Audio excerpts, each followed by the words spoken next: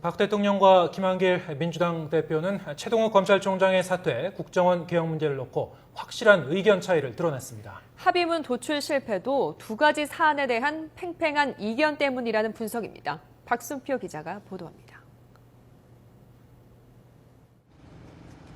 3자 회담을 앞두고 터진 최동욱 검찰총장 사퇴 파문이 예상대로 회담의 최대 걸림돌이 됐습니다.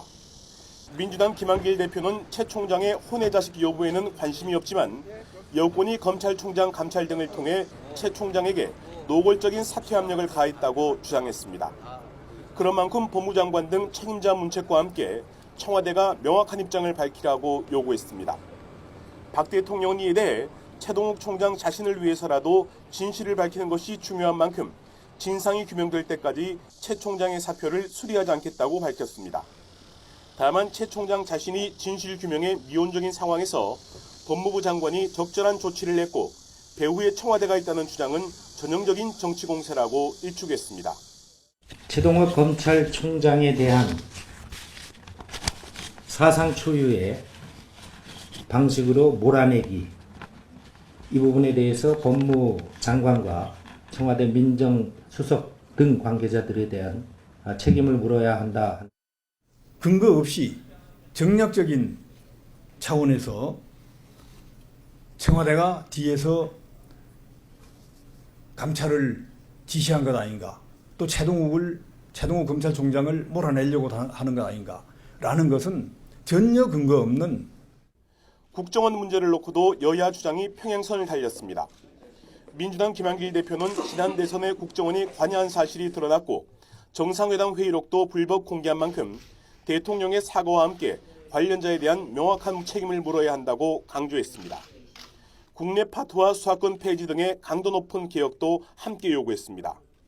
박 대통령은 이에 대해 지난 정부에서 일어난 일에 대해 사과하라는 것은 무리지만 국정원 사건 재판 결과가 나오면 확실한 책임을 묻겠다고 답했습니다.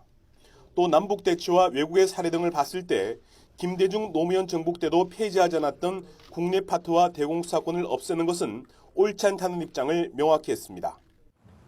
한나라당이 야당할 때 만든 국정원 개혁 법안이 있기 때문에 접점을 찾아갈 수 있다, 이렇게 얘기했지만 답변은 일관됐습니다. 곧 발표할 국정원 스스로 만든 개혁 법안을 보고 그 이후에 말해달라 하는 것이었습니다.